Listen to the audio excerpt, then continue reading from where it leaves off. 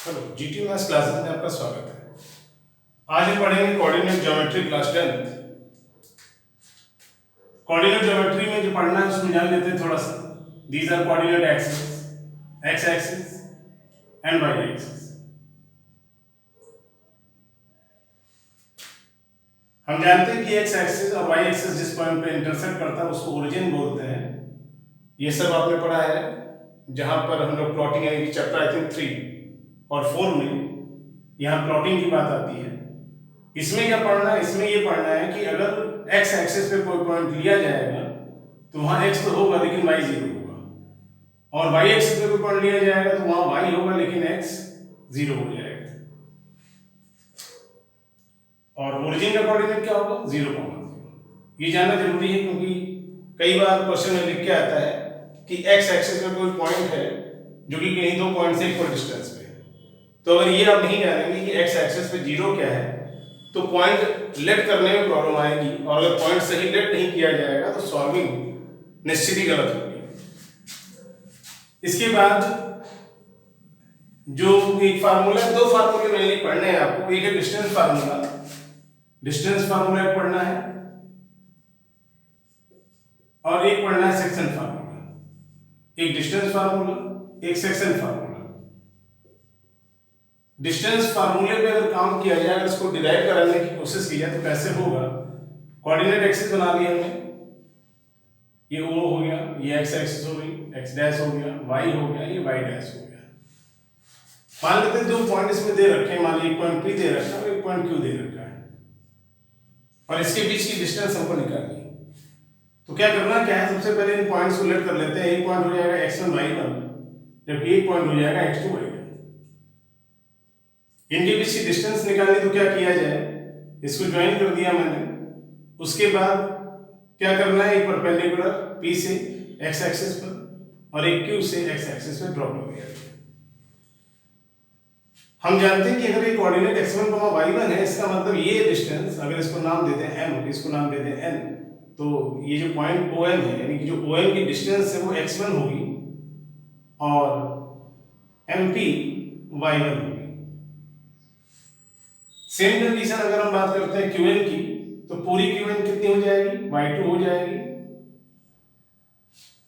जबकि अगर यहां से n तक की डिस्टेंस देखें तो ये x2 हो जाएगी। ठीक है, लेकिन हमें तो चाहिए PQ, तो उसके लिए क्या करना पड़ेगा? ट्रायंगल पूरा करना है। अभी ट्रायंगल कैसे पूरा होगा?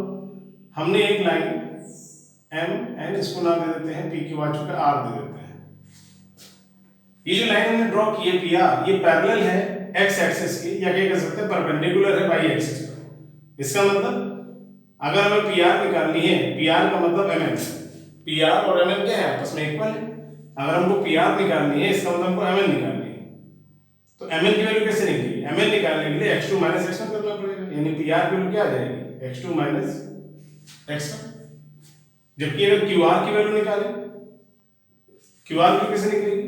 QN - RN, QN - RN। अब QN कितनी है? QN है y2, और RN कितनी? जितनी RN है उतनी ही PM है। RN और PM इक्वल, RN और PM इक्वल, तो RN जितनी होगी उतनी PM होगी, क्योंकि PM कितनी दे रखी है? y1 दे रखी है। तो QR कितना आ गया? y2 - y1 आ गया। अच्छा, ये ट्रायंगल कैसा है? राइट एंगल ट्रायंगल है।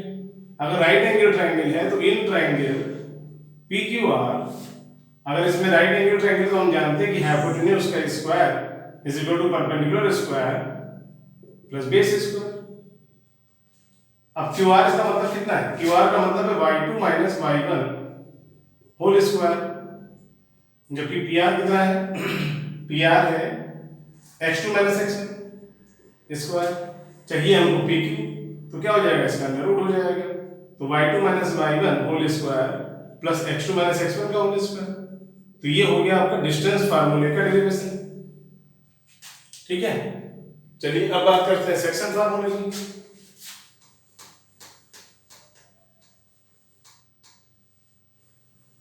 सेक्शन फार्मूला क्या है?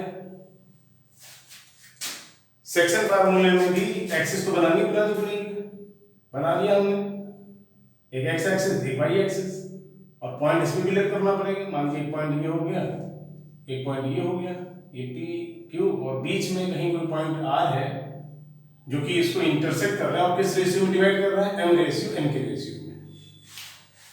सेक्शन फार्मूले में ये बताया गया है कि अगर कोई दो पॉइंट को ज्वाइन करने वाली लाइन को कोई तीसरा पॉइंट अगर इंटरसेक्ट करता है तो उसका कोऑर्डिनेट कैसे निकलेगा अगर रेशियो दे रखा।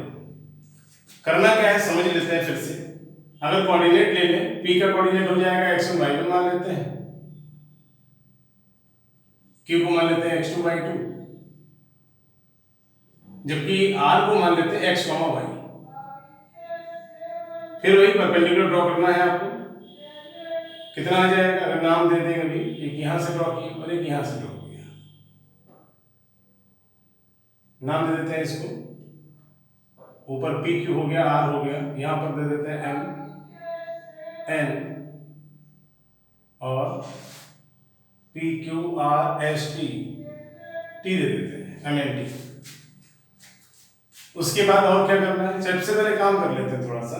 अगर इसको ओ नाम दिया तो ओ एन कितनी होगी, हो जाएगी x1, ओ एन कितनी हो जाएगी, x हो जाएगी, जबकि अगर हम ओ टी निकालेंगे तो ये x2 हो जाएगी।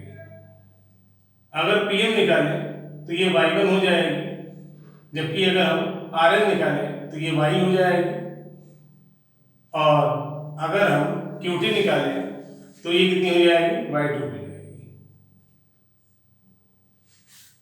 क्या करना है इसके बाद, और एक परपेंडिकुलर इधर, एक परपेंडिकुलर इधर, नाम दे देते हैं T Q R S, T आ चुका है, डब्ल्यू दे देते हैं। ओके, अब क्या किया जाए, देखिए ये भी राइट एंगल है, ये भी राइट एंगल है, दोनों लाइन, ये दोनों लाइन क्या है, पैरेलल है, तो एक तो ये एंगल इक्वल हो जाएगा, दूसरा एंगल हो जाएगा ये एंगल इसके इक्वल करेस्पॉन्डिंग एंगल, क्योंकि दोनों लाइन आपस में पैरेलल है। ठीक है, चलिए अच्छा ये बताइए पी डब्ल्यू कितना हो जाएगा। अगर डब्ल्यू पी निकालें, डब्ल्यू पी का मतलब है डब्ल्यू से पी तक की डिस्टेंस कितनी हो जाएगी, x माइनस x1।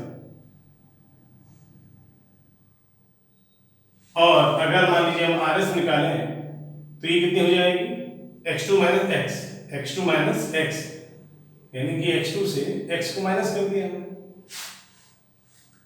ठीक है, अगर यहां पर लिखें तो हमने कैसे लिख लिया, हमने निकाल लिया डब्ल्यू पी की वैल्यू निकल गई x माइनस x1, और आर एस की वैल्यू निकल आई x2 माइनस x। सिमिलरली अगर मान लीजिए हम आर डब्ल्यू निकालें, आर डब्ल्यू, तो आर डब्ल्यू निकालने के लिए हमें आर एन से माइनस करना पड़ेगा डब्ल्यू में। तो आर एन कितनी है, आर एन है x, सॉरी आर एन है y, और डब्ल्यू एन कितना है, y1 है, तो y माइनस y1 ये आ जाएगा आर डब्ल्यू। और अगर यहाँ पर मान लीजिए QS निकालना है, QS, तो QS कैसे निकलेगा, QS निकालने के लिए QT माइनस ST। अब QT कितनी है, QT हो जाएगी y2, जबकि ST कितनी है y। ठीक है, तो हमें ये सब मालूम हो गया। अब काम क्या करना है, काम ये करना है कि इन दोनों ट्रायंगल में सिमिलरिटी लगाते हैं। सिमिलरिटी कैसे लगी, 90 डिग्री एंगल इक्वल, और करेस्पॉन्डिंग एंगल से ये एंगल इक्वल।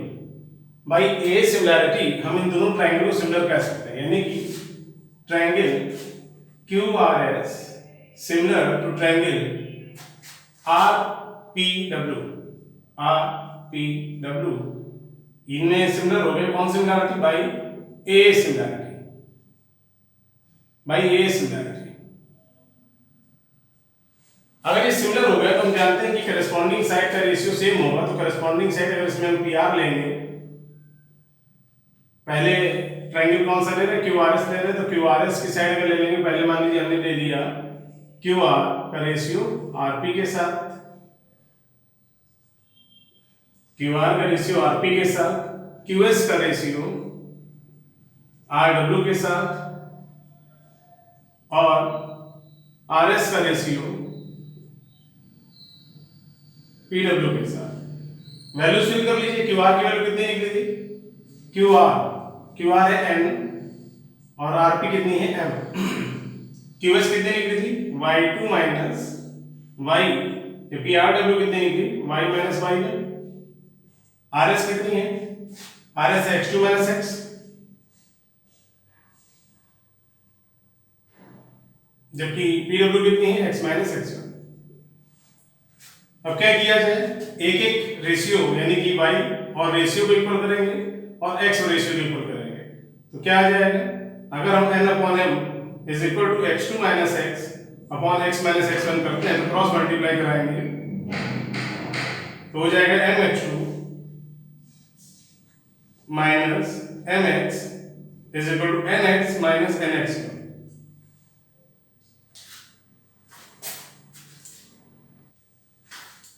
हाँ, तो हम पहुंच गए थे यहाँ पे mx2 minus mx is equal to nx minus nx1।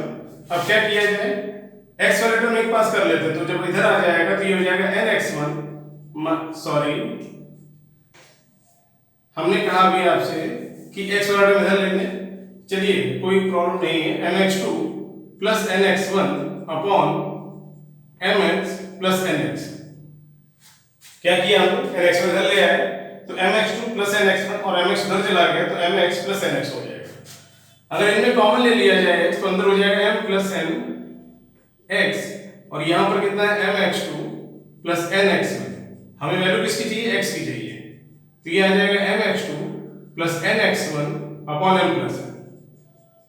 तो इस तरीके से x कोऑर्डिनेट निकल आएगा। सिमिलर प्रोसेस अगर हम y कोऑर्डिनेट के लिए करें तो y कोऑर्डिनेट के लिए क्या करना है, n upon m is equal to y minus y1 upon y2 minus y। Cross multiply कराएंगे तो कितना आ जाएगा, my minus my1 is equal to ny2 minus ny। Similar process फिर से वही काम करना है, क्या हो जाएगा, ये हो जाएगा my plus ny is equal to my1 plus ny2, है ना, ny2 तो क्या आ जाएगा, y कॉमन ले लें तो m plus n into y is equal to यहां पर आ जाएगा my1, यहां पर y2, यहां दोनों y1 लिख दिए मैंने, क्या था, एक y2 माइनस y था qs था y2 माइनस y और ये y माइनस, ठीक है, यहां पर क्या है y2 माइनस y जबकि नीचे है y minus y1, cross multiply की तो आ जाएगा my2 माइनस का ny माइनस का ny1। अब क्या करेंगे, शिफ्टिंग कर ली, यहां पर आ जाएगा my2 और ny1 जबकि इधर आ जाएगा, यहां से इरेज कर देते हैं, यहां से क्या आ जाएगा my2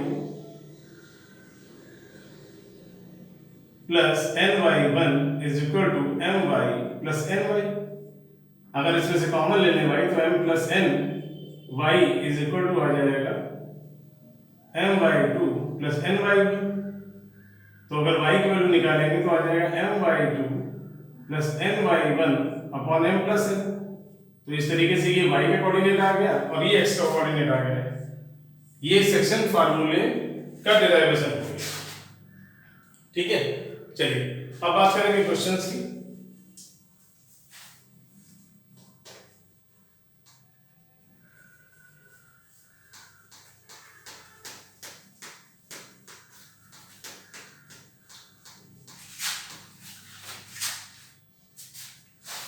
पहला क्वेश्चन दे रखा है इसमें कि एक पॉइंट ए और बी सर्किल पर लाई कर रहे हैं, जबकि सर्किल का सेंटर भी दे रखा है, तो y की वैल्यू निकालिए।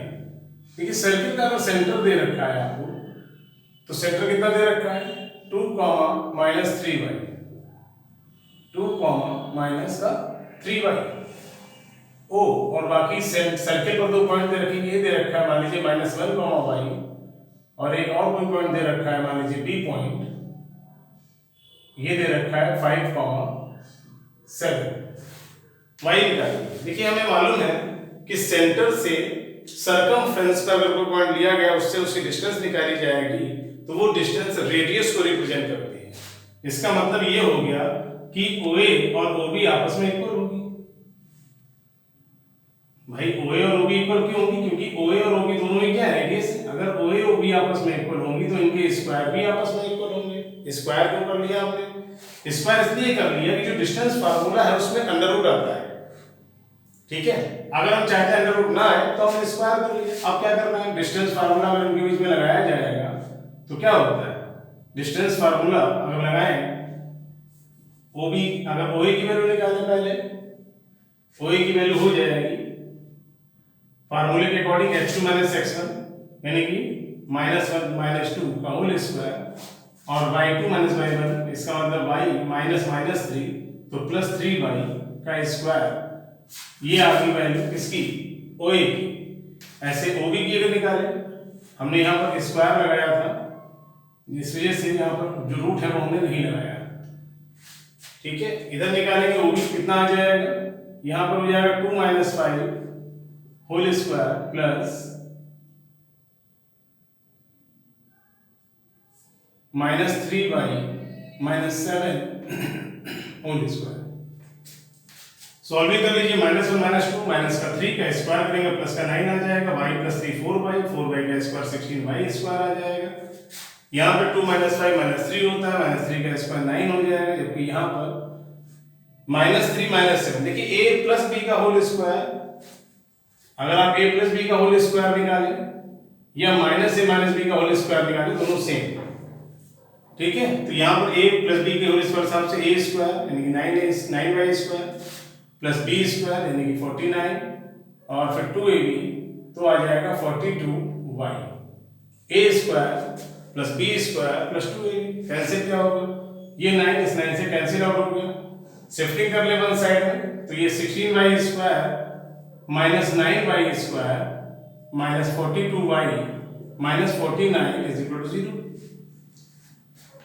16 - 9 7y स्क्वायर माइनस का 42y माइनस का 49 इज इक्वल टू 0। 7 कॉमन है तो यानी y square minus 6y minus का 7 इज इक्वल टू 0। अब क्या करना है, फैक्टराइज करना है। फैक्टराइज करना है यानी कि y square minus 6y minus 7 को फैक्टराइज करना है इस तरीके से कि 7 के ऐसे फैक्टर जिनको माइनस करने पर कितना आए, 6 आए। 7 को फैक्टर कर 7 के ऐसे फैक्टर जिनको माइनस करने पर 6 आए तो 7 × 7 यानी कि 7 - 1 तो y स्क्वायर माइनस का 7y प्लस का y माइनस का 7 y कॉमन तो y माइनस 7 प्लस 1 कॉमन तो y minus 7 y minus 7 common तो y प्लस 1 यानी कि y की वैल्यू या तो 7 आएगी और या y की वैल्यू -1 आएगी। y की वैल्यू या तो 7 या -1, तो यही निकालना था आपको, दोनों ही आंसर हो सकते हैं।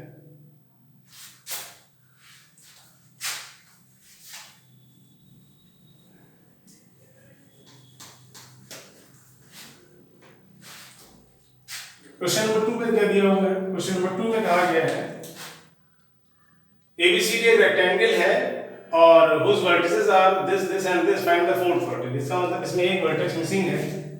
अगर बना ले रेक्टेंगल के डायगोनल आपस में इक्वल होते हैं, अगर बाई चांस क्वेश्चन में आपको लेंथ ऑफ डायगोनल निकालने के लिए आ जाता तो अगर 3 वर्टिसेस भी मालूम है तो भी आपको डायगोनल मिल जाता, क्योंकि डायगोनल क्या होता है, अपोजिट वर्टेक्स के बीच की डिस्टेंस निकालनी जाती है।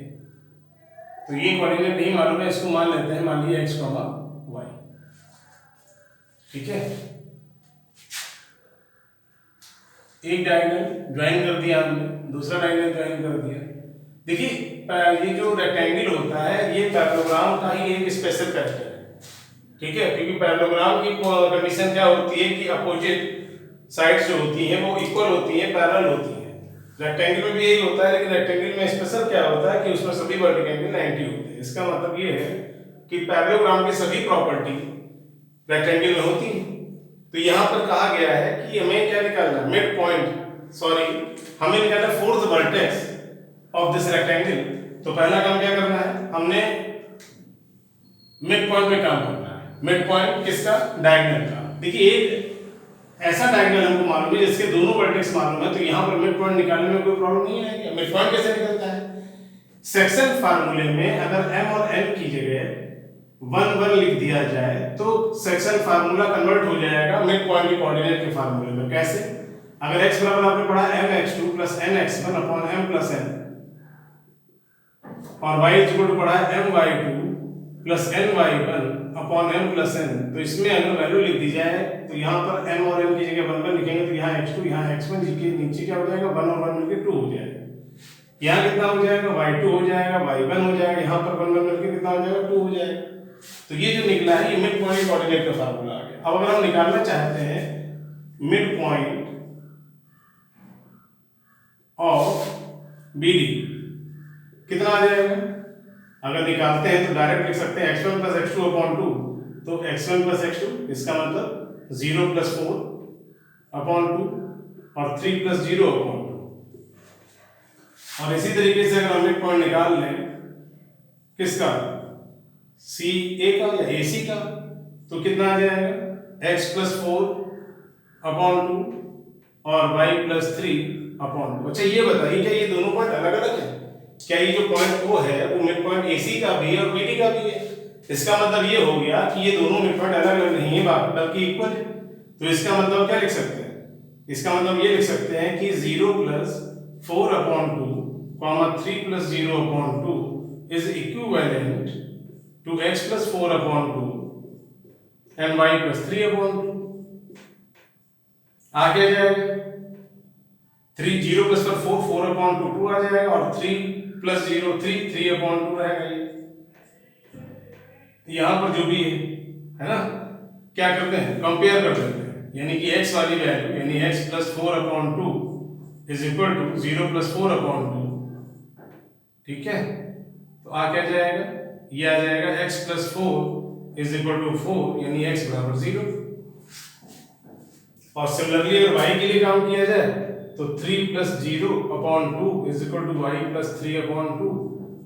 फिर यहाँ भी नीचे के 2 कैंसिल हो जाएंगे तो y प्लस 3 बराबर 3 प्लस 0 यानी y बराबर क्या आ जाएगा, यहाँ से 0 आ जाएगा।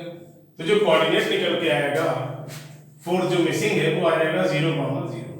यही इसका आंसर है।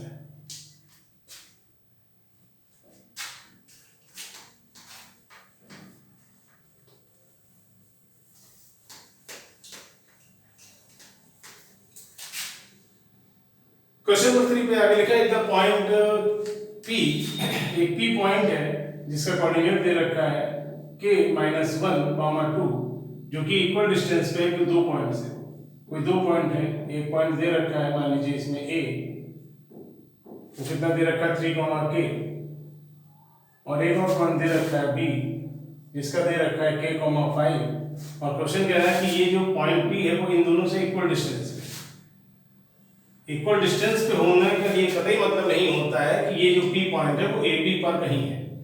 ठीक है, अब करना क्या है, क्वेश्चन के हिसाब से अगर ये इक्वल डिस्टेंस पे, इसका मतलब क्वेश्चन के हिसाब से P और PB आपस में इक्वल होगी।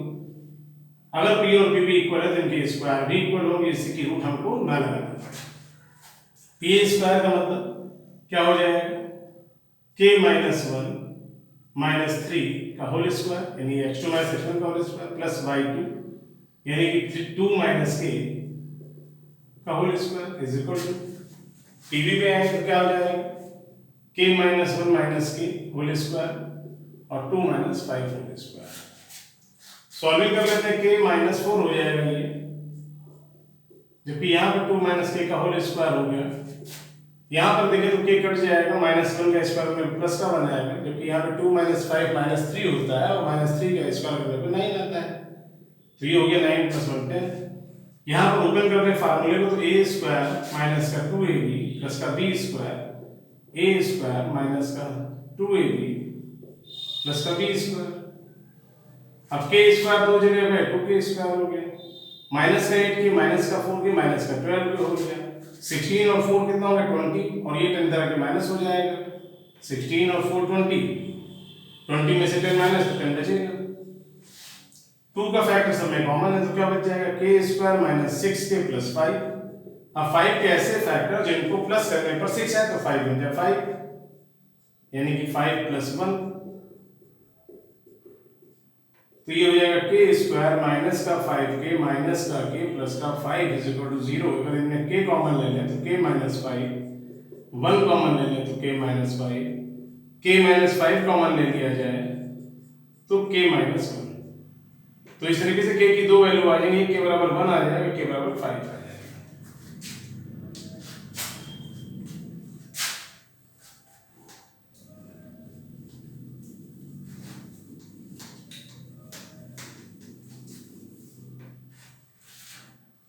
इसके बाद बात करेंगे हम क्वेश्चन नंबर 4। इसमें कहा गया कि x एक्सिस पे कोई पॉइंट है, अगर x एक्सिस पे कोई पॉइंट रिलेट करेंगे तो उसको x, 0 रिलेट करेंगे। हमने बताया कि x एक्सिस पे y 0 और y एक्सिस पे x 0, तो x एक्सिस पे पॉइंट हमने रिलेट किया x, 0 और ये पॉइंट गिवन पॉइंट से इक्वल डिस्टेंस पे है, यानी कि वही क्वेश्चन फिर से है जैसे कि यहाँ पर बताया था मैंने अभी p वाले के लिए।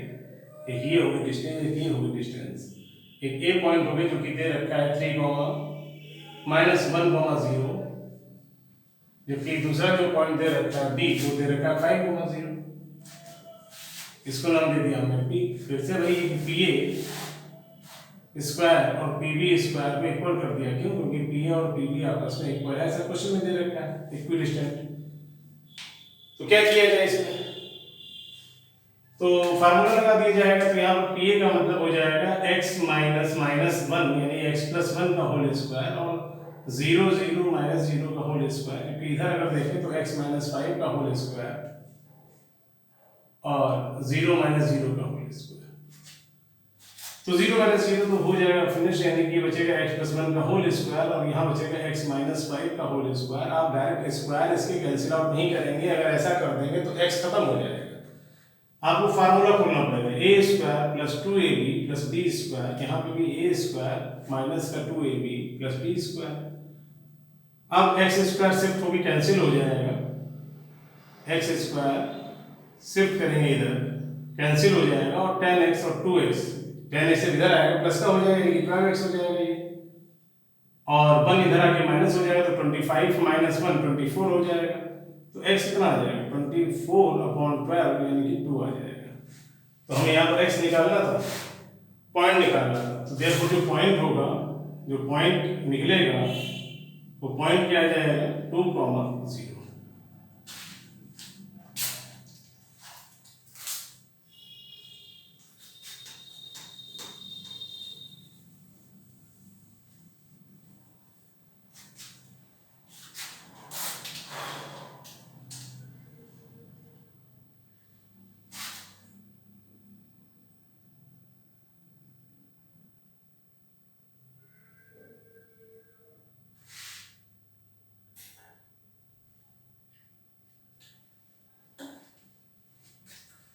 उसके बाद आगे क्वेश्चन नंबर 5 पे, इसमें कहा गया है कि एक पॉइंट है x, y।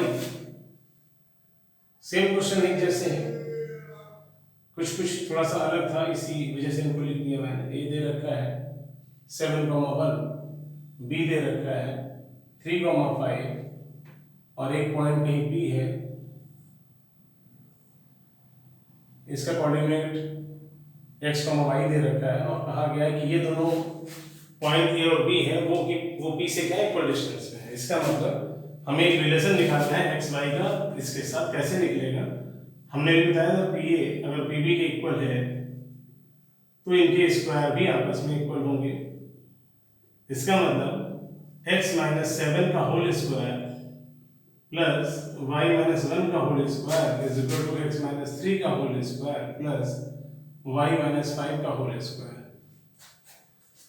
अब फार्मूला को ओपन करें तो x² - 2ab plus b² y² - 2y plus का 1 x² - 6x plus 9 y² - 10y plus 25। अगर देखा जाए तो ये x², ये x², ये y² कट जाएगा, बचेगा कि x इधर अगर आ जाएगा तो माइनस का 14x है हमारे पास, प्लस 6x हो गया, और माइनस का 2y है, इधर आएगा तो प्लस का 10y हो गया, प्लस का 49 और 1 मिलकर 50 हो गया, जबकि ये 25 और 9 34 इधर आएगा तो माइनस 34 हो गया, इक्वल टू क्या हो गया? 0 हो गया। तो माइनस 14x प्लस 6x यानी माइनस का 8x प्लस का 8y, और यहाँ पर माइनस करने पे आ जाएगा कितना? 16 प्लस का 16। अब अगर हम देखें तो 8 सब में कॉमन है, चाहे तो आप -8 कॉमन ले लें, तो अंदर बच जाएगा -x - y - 2 बराबर 0, यानी कि x - y - 2 बराबर 0। ये रिलेशन आ गया।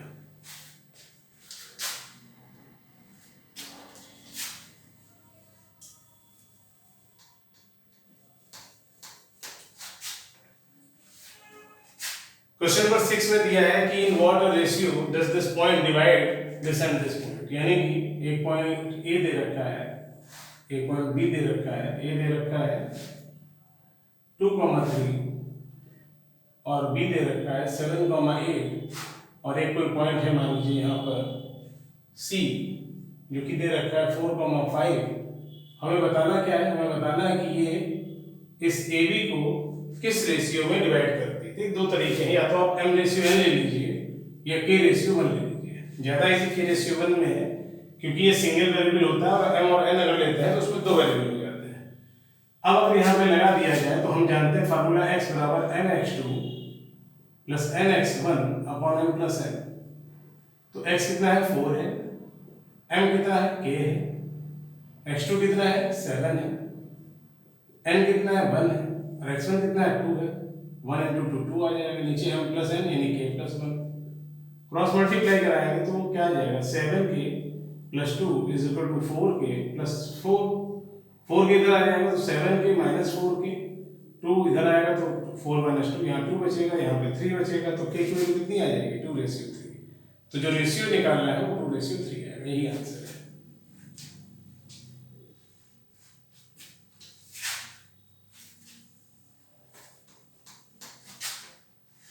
क्वेश्चन नंबर 7, इसमें कहा गया है कि 4 वर्टिसेस दे रखे हैं पैरेललोग्राम के और एक्स वाई निकालना है। तो एक मैंने ऊपर कराया था रेक्टेंगल वाला, उसी के जैसा क्वेश्चन है ये। इसमें भी हमें डायगोनल के मिड पॉइंट निकालने पड़ेंगे। चलिए देखते हैं अभी पॉइंट क्या दे रखा है 1,2 4,y x,6 और 3,5। Diagonal bisect each other in a parallelogram. इस प्रॉपर्टी को यूज किया जाए तो हम निकाल सकते हैं मिड पॉइंट ऑफ AC। अगर मिड पॉइंट ऑफ AC निकालेंगे तो कितना आ जाएगा x प्लस 1 अपॉन 2। मैंने बताया मिड पॉइंट क्या होता है x1 plus x2 upon 2, y1 plus y2 upon 2। तो ये आ जाएगा x प्लस 1 अपॉन 2, जबकि दूसरा आ जाएगा 6 प्लस 2 अपॉन 2। इसी तरीके से मिड पॉइंट हम निकालेंगे मिड पॉइंट ऑफ BD, तो ये आ जाएगा 3 plus 4 upon 2, 5 plus y upon 2। ठीक है, अब क्या हो जाएगा बाय प्रॉपर्टी हम जानते हैं कि दोनों के मिड पॉइंट आपस में इक्वल होंगे, यानी कि mid point of AC is equivalent mid point of BD। तो AC का मतलब x plus 1 upon 2, 6 plus 2 upon 2, जबकि यहाँ पे 3 plus 4 upon 2, 5 plus y upon 2। अगर इक्वल करें तो x plus 1 upon 2 is equal to हो जाएगा 3 प्लस 4 अपॉन 2 अपॉन 2 कैंसिल होगा, यानी x प्लस 1 बराबर 7, तो x बराबर आ गया 6। सिमिलरली यही काम y के लिए करेंगे तो आ जाएगा 5 plus y upon 2 is equal to 6 plus 2 upon 2, 2 cancel हो गए, 5 plus y is equal to 6 plus 2, यानी कि 5 plus y is equal to 8, therefore y is equal to 8 minus 5 यानी कि 3। तो x की वैल्यू आ गई 6, y की वैल्यू आ गई 3, यही निकालना था इसमें।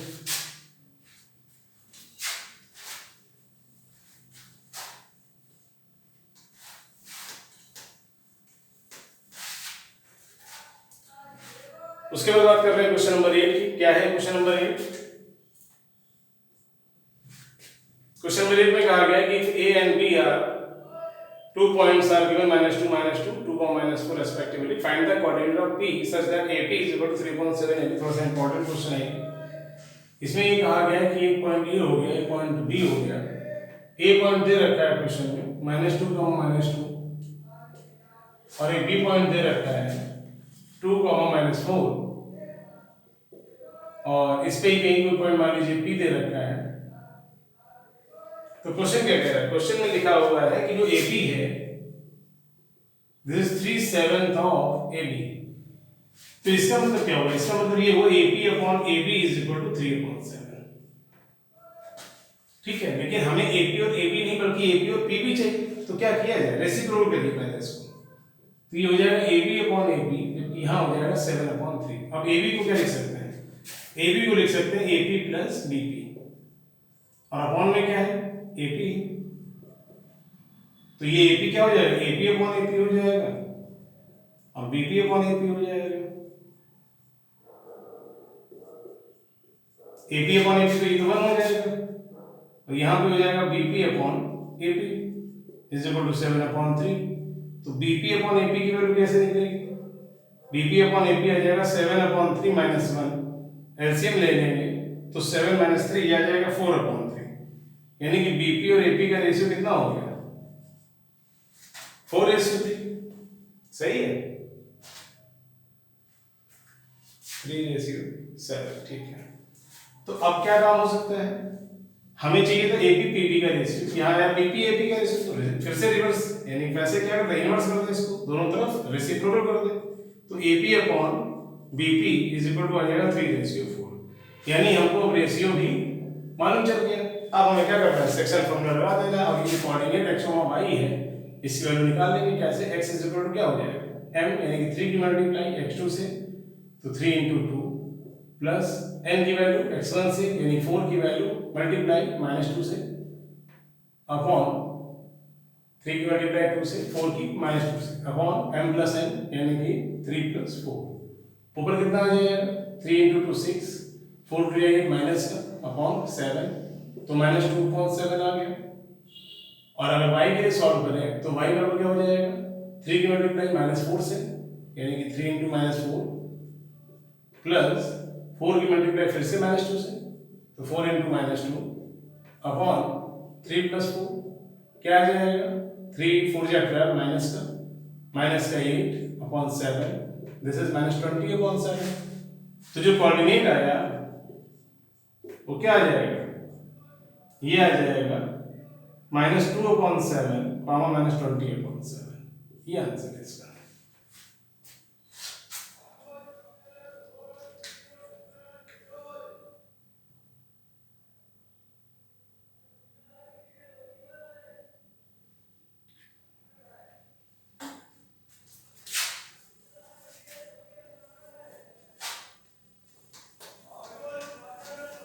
इसके बाद क्वेश्चन नंबर 9 और फिर क्वेश्चन नंबर 10। क्वेश्चन नंबर 9 में कहा गया है कि determine the ratio in which the line segment joining, ठीक, अच्छा, divide the line segment joining this point this है। ओके, थोड़ा सा समझना है इस क्वेश्चन को।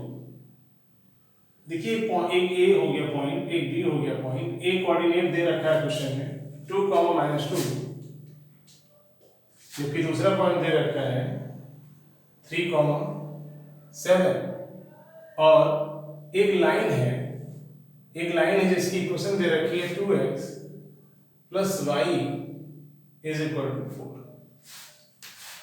क्वेश्चन क्या कह रहा है, क्वेश्चन कह रहा है कि जो ये लाइन है वो इन दो पॉइंट को किस रेशियो में डिवाइड कर रही है। तो हम ये मान लेते हैं कि k रेशियो 1 के रेशियो में इसको डिवाइड कर रही है। नाम दे देते हैं p, इसका कोऑर्डिनेट मान लेते हैं कुछ भी, मान लिया इसको हमने a, b मान लिया। क्या किया जाए, वैल्यू निकालते हैं। तो a बराबर क्या हो जाएगा, यानी कि a मतलब x बराबर क्या हो जाएगा mx2, यानी k की मल्टीप्लाई 3 से 3k, और 1 की मल्टीप्लाई 2 से, यानी कि 2 अपॉन m + n, यानी k + 1। ऐसे अगर b निकाले तो k की मल्टीप्लाई 7 से, तो 7k, प्लस 1 की मल्टीप्लाई -2 से, तो यहाँ -2 अपॉन k + 1, तो आगे आ गया 7k -2 अपॉन k + 1। ये क्या आ गया, ये कोऑर्डिनेट आ गया, यानी कि ये जो p कोऑर्डिनेट था ये आ गया 3k + 2 अपॉन k + 1, और 7k -2 अपॉन k + 1। अच्छा, एक बात बताइए, क्या ये पॉइंट इस लाइन पर है? बिल्कुल है, क्योंकि ये वो लाइन है जो इसको इंटरसेक्ट कर रही है। इसका मतलब ये पूरी लाइन सेगमेंट यहाँ पे दिखाई जा रही है।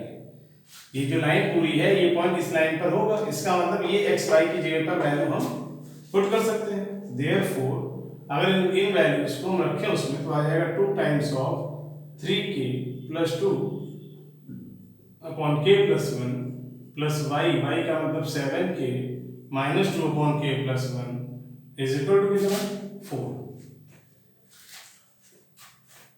सॉल्व कर लिया जाए तो क्या आ जाएगा, k प्लस 1 तो एलसीएम हो गया, ऊपर क्या आ जाएगा 6k plus 4 7k minus 2 is equal to 4। 6 के 7 के बन के 13k, 4 माइनस 2 यानी प्लस का 2, 4 इधर मल्टीप्लाई करेगा तो आ जाएगा 4k प्लस 4। अब क्या करेंगे 13k माइनस 4k और यहाँ 4 माइनस 2, तो यहाँ कितना बचेगा 9k बराबर कितना 2, तो k कितना 2/9, तो रेशियो कितना आ जाएगा 2:9 आ जाएगा, यानी कि जो ये रेशियो है वो 2:9 आ गया।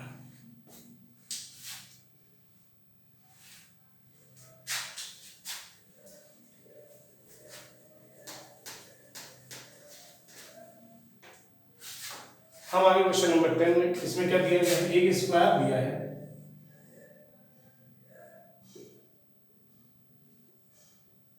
क्वेश्चन में कह रहा था two opposite vertices of square are -1, 2, opposite मतलब एक दे रखा है -1, 2 और एक दे रखा है c 3, 2। तो बाकी तो दो वर्टेक्स आपको निकालने हैं, एक मान लेते हैं x, y मान लेते हैं और एक h, k मान लेते हैं। वैसे एक पॉइंट से ही दूसरा पॉइंट निकल आता है, लेकिन फिलहाल हमने लिख दिया है। क्या किया जाए, ज्वाइन कर देते हैं इसको, ठीक है। इसमें दो कंडीशन लग सकती हैं, एक तो राइट एंगल ट्रायंगल है पाइथागोरस, है ना, और एक कि चारों साइड इक्वल होती हैं, इसलिए इनको इक्वल भी करके इक्वेशन बना सकते हैं। और एक चाहे तो ये मिड पॉइंट वाली जो कंडीशन है कि डायगोनल का जो मिड पॉइंट होते हैं वो यानी कि पैरेललोग्राम के डायगोनल एक दूसरे को बाइसेक्ट करते हैं। इन तीन प्रॉपर्टी का यूज किया जा सकता है यहाँ पे। पहला काम कर लेते हैं, अगर हमने कहा कि AB² is equal to BC², क्योंकि अगर AB BC इक्वल है तो उनके स्क्वायर भी आपस में इक्वल होंगे, तो AB² का मतलब निकाल लेते हैं, x माइनस माइनस 1 यानी x प्लस 1 का होल स्क्वायर और y माइनस 2 का होल स्क्वायर। फॉर्मूला क्या होता है, x2 माइनस x1 का whole square plus y2 minus y1 का होल स्क्वायर। तो x माइनस माइनस 1 यानी x प्लस 1 का स्क्वायर और y माइनस 2 का whole square is equal to BC के लिए निकालेंगे तो यहाँ पर हो जाएगा x माइनस 3 का स्क्वायर और y माइनस 2 का होल स्क्वायर। सॉल्व कर लेते हैं, x square plus 2x plus 1 y square minus का 4y प्लस का 4 x square minus 6y plus 9 y square minus 4y plus 4। क्या किया जाए, x cancel out, y square cancel out, बचा 2x है और इधर y लिख दिया मैंने, x लिखना चाहिए, तो 6x इधर आएगा, 2x इधर पहले से है तो 6x प्लस 2x एक हो गया ये माइनस 4y और ये भी माइनस 4y प्लस का 4y हो गया और ये 4 प्लस का है, ये 4 इधर आएगा, 9 और 4 13 इधर आएगा तो माइनस का हो गया, बराबर कितना समझ में आएगा, ठीक है। ये कैंसिल हो गया, ये 8x आ गया, ये 4 है, ये 13 है, कितना बचेगा 13 माइनस 4 यानी कि माइनस का 9 उधर जाएगा, इक्वल टू 9 हो जाएगा, तो x वैल्यू आ जाएगी 9/8, ठीक है। x की वैल्यू तो निकाल लेंगे। अब क्या करें, अब पाइथागोरस लगा दें। अब अगर पाइथागोरस लगाएंगे तो क्या आ जाएगा, हम जानते हैं कि AC² यानी कि AB² plus BC² is equal to AC²। तो AB² का मतलब जो ये वैल्यू निकाली हमने, यानी कि x प्लस 1 का स्क्वायर y माइनस 2 का होल स्क्वायर, BC कितने निकाली, x माइनस 3 का स्क्वायर y माइनस 2 का होल स्क्वायर, ये भी स्क्वायर हो गया, BC स्क्वायर हो गया और इज इक्वल टू क्या है AC²। तो AC² आपको निकालना पड़ेगा, कैसे निकलेगा, 3 माइनस माइनस 1 यानी 3 प्लस 1 और 2 माइनस 2 कितना आ जाएगा, x प्लस 1 का होल स्क्वायर, होल है तो x² plus 2x plus 1 y square minus 4y plus 4 x² minus 6x plus 9 y square minus 4y plus 4 is equal to 2 minus 2 0 और 3 plus 1 4, 4 का square कितना 16। अब क्या आ जाएगा, जहां पर x है उसकी जगह पर हम चाहे तो 9/8 लिख दें, थोड़ा सिंपल कर लेते हैं पहले। एक्स स्क्वायर कितने हो जाएंगे, 2x स्क्वायर हो जाएंगे। एक्स कितने हो जाएंगे, 2x और माइनस 6x माइनस का 4x हो जाएगा। ठीक है, 2x माइनस 6x 8, ठीक है, माइनस 4x हो गया, 2x स्क्वायर हो गया, 2x हमारा ठीक है, y स्क्वायर से पहले ठीक है, y स्क्वायर लिखे ले रहे हैं, 4y और 4y यानी कि माइनस का 1y आ गया। अब क्या बचा, 1 4 1 5 5 और 9 5 9 14 14 और 4 18 18 और वो 16 क्या बचेगा, प्लस का 2 बचेगा। 18 इधर है, 16 इधर आएगा, माइनस 16 हो जाएगा, तो 18 माइनस 16 2 बचेगा। अब ये हमारे पास इक्वेशन y स्क्वायर भी तो होने चाहिए, 2y स्क्वायर है, 2 लगा दिया इसमें। अब 2 सब में कॉमन है, अगर हटा दें तो ये आ जाएगा x square minus 2x plus y square minus 4y plus 1 बराबर 0। अब अगर इसमें x की वैल्यू लिख दी जाए, x की वैल्यू कितनी थी, 9/8, तो 9/8 का स्क्वायर करेंगे तो आ जाएगा 81/64 minus 2 into 9/8 2 into 9/8 plus y square minus 4y plus 1 बराबर 0। कितना समझ में आया। चलिए इसकी सॉल्विंग यहां पर कर लेते हैं ऊपर। तो ये आ गया 81/64 माइनस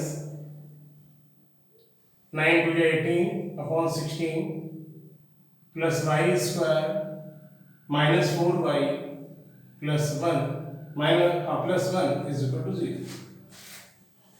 एलसीएम ले लिया जाएगा तो कितना आ जाएगा, शिफ्ट कर सकते हैं पहले तो हम, अगर बनाए तो Y square plus 4y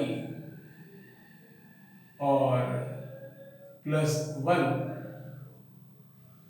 plus 81/64 minus 18/16 बराबर 0। अगर इतने में एलसीएम ले लें 64 तो क्या आ जाएगा, यहाँ 64 आएगा, यहाँ पे 81 आएगा, यहाँ कितना आएगा 16 4 या 64 18 4 72 बराबर 0। अब इनको ऐड माइनस करने पर कितना आ जाएगा, 81 और 72 अगर ऐड हो जाएंगे तो 153 में से 64 माइनस तो कितना बचेगा 9 और 8 89/64। थोड़ी सी जो वैल्यू मिल रही है वो टिपिकल क्यों लग रही है, मुझे लगता है कहीं पर कोई मिस्टेक तो नहीं हुई है। पहले एक बार इसको चेक करते हैं। हमने यहाँ पर जो वैल्यूज ली थी वो क्या थी, -1,2 ठीक है, 3,2 थी।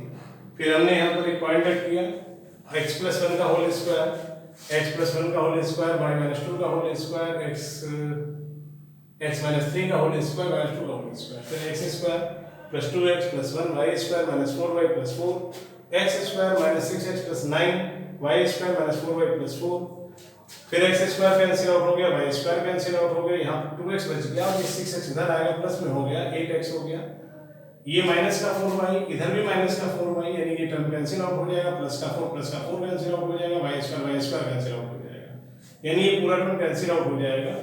तो यहाँ से जो वैल्यू बननी चाहिए वो क्या बननी चाहिए, 8x यहाँ पर है, यहाँ पर 13 जो है इसी को देख लेते हैं कैसे है, ये 1 है और ये 4 तो कैंसिल आउट हो गया, इधर 1 था और इधर ये, हाँ जी यहीं पर मिस्टेक है बेटा। देखिए यहाँ मिस्टेक कैसे है, देखिए ये 9 है और ये 4 तो कैंसिल आउट हो गया, तो बच ही नहीं था भाई, ये जो 4 था इस 4 से कैंसिल आउट हो गया था, इधर कितना बचा 9 बचा, इधर कितना बचा समझ लीजिए आप, x square y square x square y square cancel out हो गया, 4y कैंसिल आउट हो गया और 4 कट गया, यहाँ बचा 2x प्लस 1, जबकि यहाँ बचा 6x प्लस 9, तो 6x इधर आएगा 8x हो जाएगा और 1 इधर जाएगा तो ये 8 हो जाएगा, तो x वैल्यू 1 आ जाएगा, यानी कि x वैल्यू जो हमें लिखनी है वो 1 लिखनी है, ना कि x वैल्यू कितनी लिखनी है 1 लिखनी है। तो 1 लिखने पे कितना आ जाएगा, x वैल्यू 1 लिखी जाएगी तो यहाँ 1 आ जाएगा, यहाँ 1 आ जाएगा, यहाँ y स्क्वायर आ जाएगा, यहाँ 4y आ जाएगा, यहाँ पर प्लस 1 आ जाएगा बराबर 0, 1 कैंसिल आउट हो गया, यानी कि बच गया y square minus 4y plus 1 is equal to 0।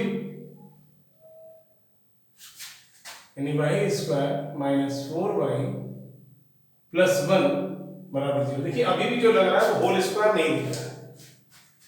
अब देखो मिस्टेक्स पता नहीं क्या आज मुझे लगता है मिस्टेक हो रही है।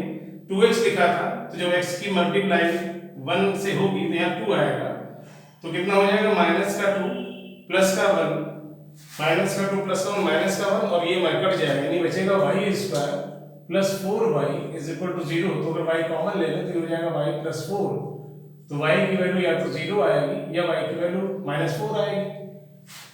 दोनों वैल्यू की यूज होंगे, दो कोऑर्डिनेट है तो एक कोऑर्डिनेट हो जाएगा x y, यानी एक पॉइंट बन जाएगा, एक पॉइंट क्या बन जाएगा 1, एक पॉइंट बन जाएगा 1,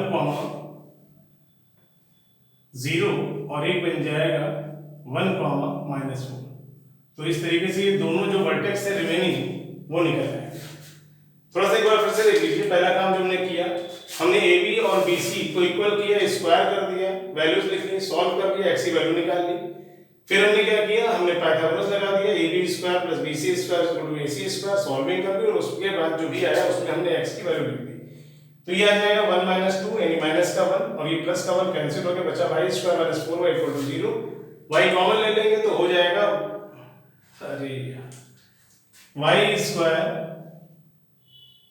माइनस 4y, अगर y कॉमन ले लेंगे तो -4, तो यहाँ क्या बच जाएगा प्लस का 4 आ जाएगा। इसका मतलब एक कोऑर्डिनेट बनेगा 1, 0 और एक बन जाएगा 1, 4।